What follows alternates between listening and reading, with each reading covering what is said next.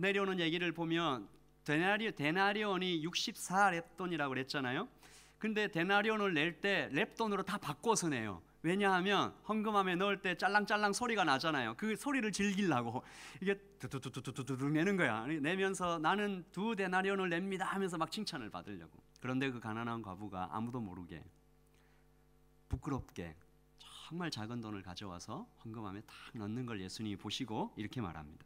저들은 그 풍족한 중에서 헌금을 넣었거니와 이 과부는 그 가난한 중에서 자기가 가지고 있는 생활비 전부를 넣었느니라 하시니라. 예수님께서 그녀가 전부를 드렸다라고 얘기하십니다. 미국의 노진준 목사님은 예수님께서 이때 돈을 얘기하신 것이 아니라 마음을 얘기하신 것이다 라고 이야기합니다. 그러므로 과부는 뭘 드린 것이다? 자신의 존재 전체를 드린 것이다. 그리고 더 중요한 것은 예수님께서 그 과부의 존재 전체를 받아주셨다라는 거죠. 이게 중요한 것은 전부가 드려지고 전부가 받아들여진 것입니다. 마지막 세 번째가 오늘 본문인 다윗의 헌물입니다. 다윗은 성전 건축을 준비하면서 자기가 가지고 있는 재물을 드리면서 그 이유를 밝힙니다. 성전을 위하여 준비한 이 모든 것에도 내 마음이 내 하나님의 성전을 뭐함으로? 사모함으로, 사랑함으로, 내가 하나님의 그 거룩한 아름다움을 보고 너무 사랑해서 이것을 드립니다. 다윗은요 전부를 드립니다. 곧 오빌의 금 3,000달란트와 금순 은 7,000달란트라 모든 성전 벽에 입히며 자신의 재산을 드리는데요, 전부를 드렸다고 되어 있습니다. 금 3,000달란트와 은 7,000달란트, 이걸 지금으로 환산하니까 금 102톤, 은 238톤, 지금의 가치로 $4 billion. 이게 무슨 얘기인가 하면 막대한 금액이라는 얘기도 되는데, 이 당시 다윗이 냈던 헌물은 당시의 고대 왕들이 재난을 당하거나 정치적으로 어려움을 당할 때를 대비해서 이렇게 마련해둔 중요한 것이에요. 마치 제가 한 푼 두 푼 이렇게 모아서 아내 몰래 모아놓은, 그동안 좀 의미가 다르네. 그 다윗하고는 저랑은 좀 틀려요. 어쨌든 다윗은 자신의 안전을 보장하는 굉장히 많은 돈, 굉장히 중요한 돈, 안전을 보장하는 것, 이것만 있으면 위기를 당해도 좀 피해 나갈 수 있는 그런 막대한 그 돈을 드린 거예요. 그러므로 단순히 백성들의 헌신을 유도하기 위해 드린 것이 아니라 자신을 전부 드린 것이다라고 말할 수 있습니다. 그는 정말 하나님의 영광에 걸맞게, 그분의 위대하심에 맞게, 그의 이름에 합당한 것을 드리고 싶어 했습니다. 최고의 것을 드리고 싶어 했을 거예요. 근데 사람이 최고의 것을 드릴 수가 없잖아요. 그래서 최선으로 드리고 싶어 했어요. 근데 최선도 사람은 좀 어려워요. 뭐가 최선인지 잘 모르니까. 그래서 다윗은 그저 자신의 전부를 드린 것입니다. 최고도 불가능하고 최선도 불가능하니 자신의 전부를 드린 거죠.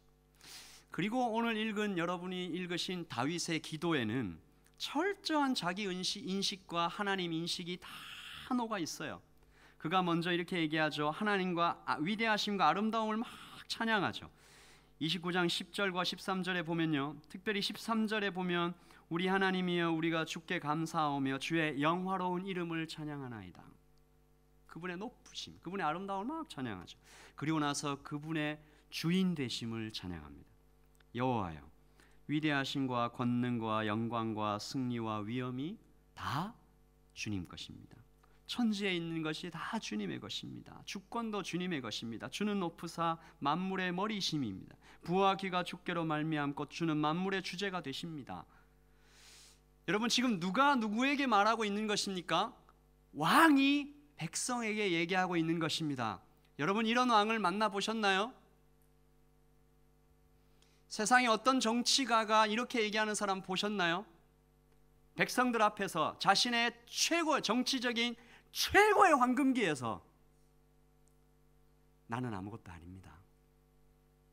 난 정말 아무것도 아닙니다. 내가 여러분과 함께 이루은 이 모든 것은 하나님께서 하신 것입니다. 이것은 이스라엘이 하나님의 백성이라는 것을 감안하더라도 굉장히 위대한 고백입니다. 사람에게는 누구에게나 자기 자신을 드러내려고 하는 마음이 있지요. 어떻게든 자기가 좀 높아지려고 하는 마음이 있겠죠. 그는 자신과 백성을 하나님 앞에 한없이 낮추면서 나그네라고 표현합니다. 우리는 우리 조상들과 같이 주님 앞에서 이방 나그네와 거류민들, 나그네 여기 나오는군요. aliens, 거류민들이라. 세상에 있는 날이 그림자 같아서 희망이 없나이다.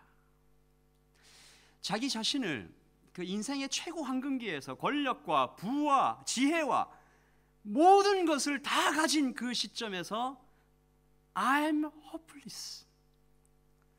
나는 희망이 없습니다. Without you.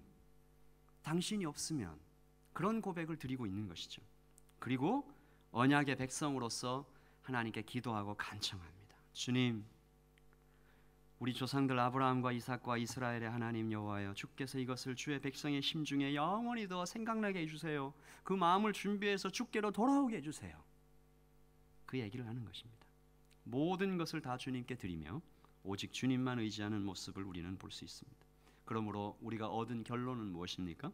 아브라함도, 가난한 과부도, 다윗 왕도 그들의 전부, 즉 100%의 헌신과 헌물을 했다는 것입니다. 이것은 문자적으로 우리가 가진 모든 돈을, 은행 계좌를 탈탈 털어서 다 교회에 내고 우리는 아무것도 소유하면 안 된다, 그런 얘기를 하는 것이 아닙니다. 마음의 전부예요.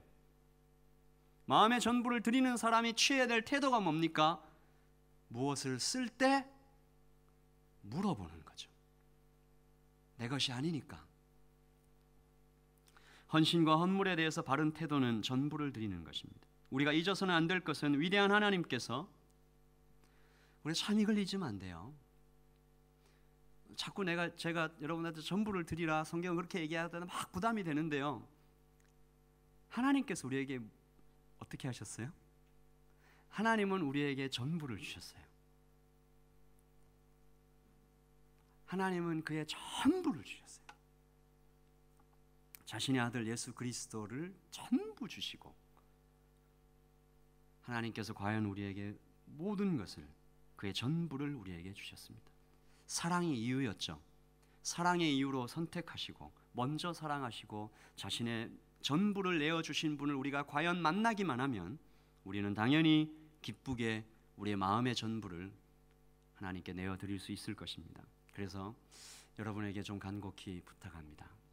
예배하십시오.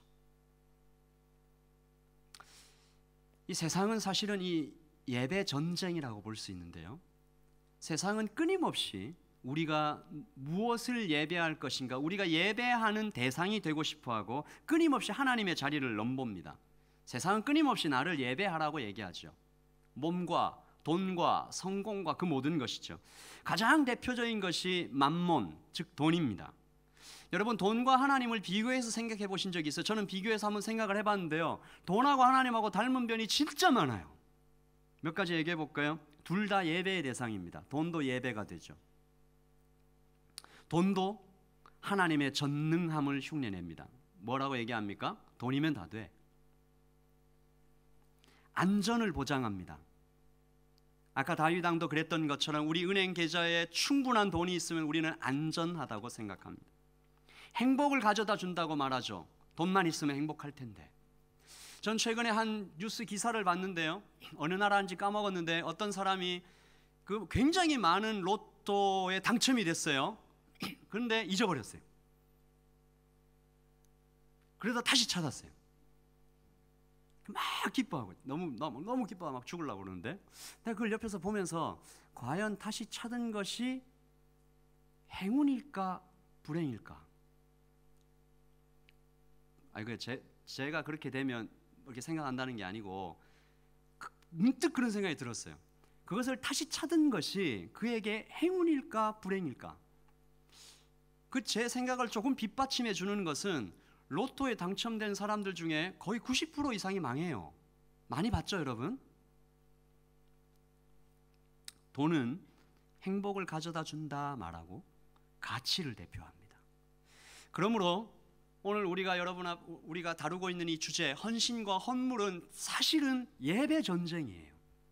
무엇을 예배할 것인가? 그러므로 헌신과 헌물에 대해서 바른 생각이 없는 사람들은 절대로 하나님과 투명하고 바른 관계가 될 수가 없습니다. 씨 뿌리는 비유 중에 하나인데요, 누가복음 8장 14절에 이런 비유가 나옵니다. 같이 읽읍시다. 시작. 가시떨기에 떨어졌다는 것은 말씀을 들은 자이나 지내는 중 이생의 염려와 재물과 향락의 기운이 막혀 온전히 결실치 못한다 되어 있습니다. 하나님의 말씀의 씨가 사람 마음에 이렇게 탁 뿌려지는데 가시에 막히면 성장이 안 되고 결국은 멸망한다, 이런 얘기입니다. 마치 예수 그리스도께서 오셔서 막 메시지를 전하는데 결국은 멸망한 사람들, 제사장, 바리새인들, 그 헤롯 같은 그런 사람들. 한 주석가가 이 말씀에 대해서 아주 재미있는 해석을 했는데요, 잘 봐요. 이게 이생의 염려와 재물과 향락되어 있는데 사실은 이생이 재물과 염려와 재물과 향락을 다 꾸미는 거예요. 그래서 이생의 염려, 이생의 재물, 이생의 향락인데, 이생의 염려는 물질이 조금 모자랐을 때 불편하다, 염려하는 거고, 재물은 조금 남았어요. 그래서 재테크하고 관리를 어떻게 할까 막 염려하는 거고, 향락은 너무 많은 거예요. 그러니까 무슨 말이에요? 이생의 재물과 그 염려와 향락은 결국 모두 돈 때문에 고민하면서 죽어가는 사람들이다, 이렇게 해석을 해놨어요. 정말 맞다는 생각이 듭니다. 무엇을 예배할 것인가? 우리는 돈을 향하여 돈을 예배하는가, 어떤 그런 것들을 예배하는 사람인가, 아니면 그 돈을 향해서 나는 너를 예배할 것이 아니라 하나님을 예배하겠다, 그래서 가진 돈을 이렇게 내놓을 수 있는 사람, 내 몸과 내 물질을 내놓을 수 있는 사람, 나그네로, 청지기로, 자녀로 하나님의 영광에 압도당하며 즐거워하며 한없이 안전한 그분의 품으로 뛰어 들어가는 사람들. 그래서 우리의 입술을 이렇게 말하는 것입니다. 한번 따라하십시다. 주님 한 분만으로 충분합니다. 사랑하는 여러분, 이제 제가 말씀을 좀 마치면서 여러분에게 질문 한 가지를 드리겠습니다. 예배는 드리는 것입니까? 받는 것입니까? 한번 손으로 들어봅시다. 예배는 드리는 것이다. 한번 손 들어보세요. 내리시고, 예배는 받는 거다. 손 들어보세요. 이런 걸 할 때 꼭 등장하는 사람들은 손을 안 드는 사람들이 있어요. 나는 모르겠다, 이런 태도를, 아니 둘 다인가 이렇게 생각하는 사람들인데, 이게 너무 당연한 질문이죠. 여러분이 많은 사람들이 손을 들었던 것처럼 당연히 예배가 드리는 거죠. 근데 이 단순한 걸 가지고 많은 신학자들이 모여서 며칠 동안 고민을 하고 굉장히 의외의 답을 내놨어요. 제가 그 논문을 읽은 적이 있는데 너무 놀랐어요. 답이 뭔지 아십니까? 예배는 받는 것이다. 헐, 이렇게 그분들의 답이 뭔가 하면, 물론 예배가 드리는 것이 맞는데 드리는 것에 비해서 내가 받는 것을 생각해 보니까 차마 부끄러워서 드린다라고 말을 할 수 없는 거예요. 그리고 그 보잘것없이 내가 가진 그것을 드리는데 그것도 결국 주님의 것이니까, 그분들의 결론은 예배는 부끄러운 두 손으로 겸손히 받는 것이다, 그런 표현을 썼습니다.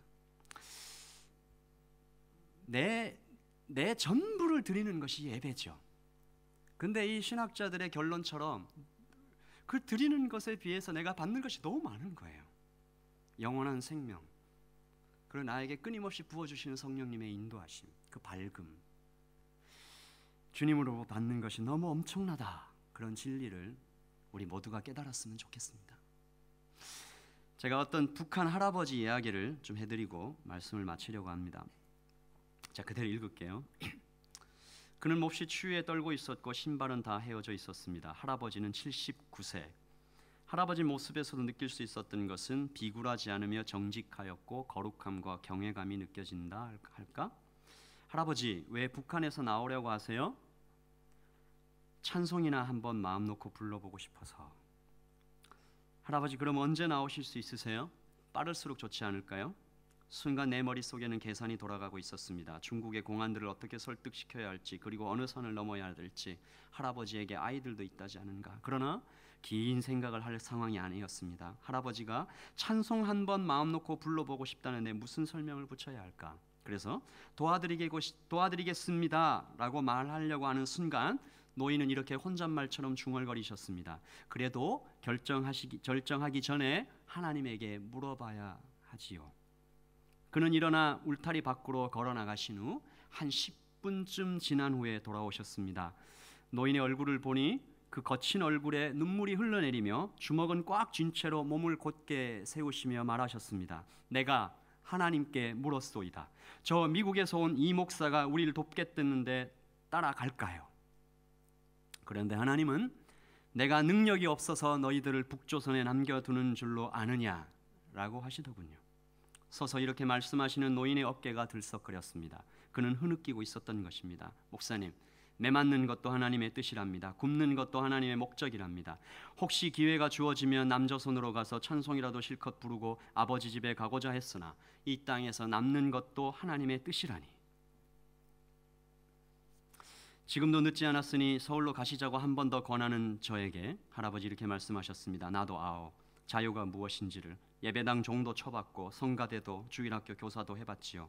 하지만 이 자리에 머무는 것이 하나님의 뜻이라고 하시니 자유보다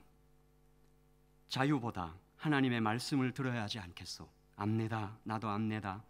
자유라는 것이 좋은 게지. 마음 놓고 성경 읽고 찬송하고 새벽기도 나가고 헌금도 할 수 있고. 노인은 무릎을 꿇고 신고 온 신발에 입술을 대고 울고 있었습니다. 그리고 나의 목에 눈물이 떨어지고 있는 것을 나도 느끼고 재촉하는 손길이 있어서 주머니에서 돈을 꺼내드리고 안녕히 계시라요 인사를 하자 그렇게 점잖았던 노인의 음성이 강하게 쏟아져 나왔습니다. 천국에서 만나자요. 저는 죄인의 모습이 되어 노인에게 작은 목소리로 예라고 대답했습니다. 오늘 말씀의 제목이 하나님의 백성은 무엇으로 사는가입니다. 우리는 돈으로 사는 사람들이 아닙니다. 하나님의 백성은 무엇으로 삽니까? 하나님의 백성은 하나님의 뜻으로, 하나님의 말씀으로, 그분의 소명을 따라, 그분께서 주신 인도하심을 따라 사는 것입니다. 여기 모이는 모든 형제와 자매들, 우리는 자본주의 사회에 살고 있죠. 크리스찬 세계관을 가지고 그 월드뷰를 가지고 살기에 참 팍팍합니다. 그래서 조금이라도 더 모아놓아야 하고 조금이라도 더 내 것을 쌓아놓고 안전을 보장하고 행복을 가져가려고 하고 그렇게 합니다. 그러나 저는 여러분께 험하고 거친 길을 그 길로 초청합니다. 제가 지난주에도 그렇게 한번 설교를 해드렸지만 벼랑에서 떨어지는 것처럼 여러분 전 인생에 단 한 번이라도 나의 전부를, 나의 시간과 물질과 그 모든 것을 하나님께 드려지는 그 순간, 여러분들에게 꼭 한 번 있기를 바라고, 그 순간을 통해서 경험하신 하나님의 놀라우심을 좀 경험하는 분들이 되면 좋겠습니다.